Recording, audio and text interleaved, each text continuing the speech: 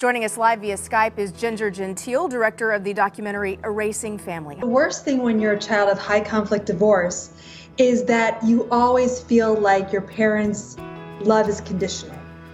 And what I mean by that is that you have to show loyalty to one parent in order to feel loved by the other parent.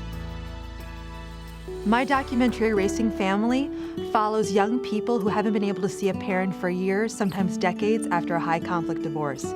We follow them in real time as they reunite with lost dads, moms, brothers, sisters, and expose why the family court system makes money off of separating families. But the best part is, at the end of the film, not only do we get happy endings, but we see how the courts can do better and how we as a society can support families going through transitions.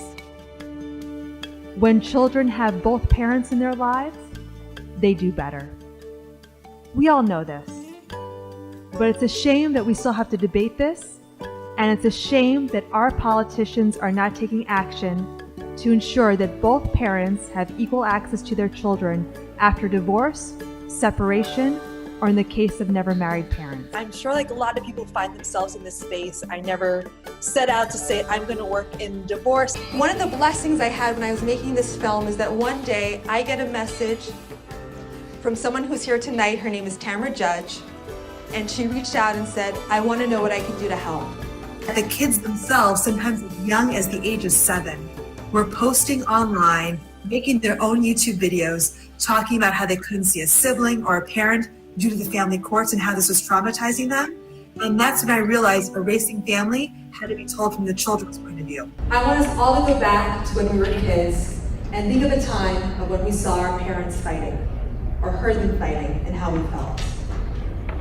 Now think, how would you feel if the entire world could see them fighting and also could comment, give advice, gang up on one parent, or also discuss how this fighting impacted you? A lot of time I tell parents, who are going through this, I can bring your kid back to you, pull them and put them in front of you. Are you ready for them?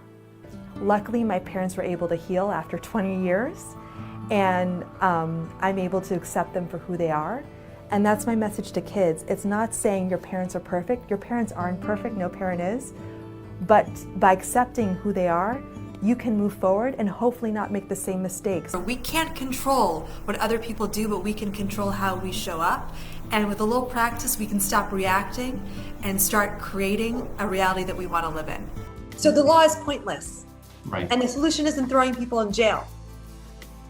The solution is taking all of these resources that right now we're spending unwisely, in my opinion, on punitive measures, on this adversarial family court, on enforcing child support orders with people who are too poor to pay, and take that money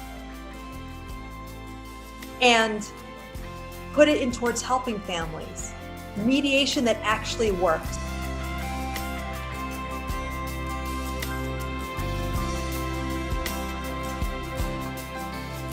Children fighting to reunite their broken families deserve to be seen.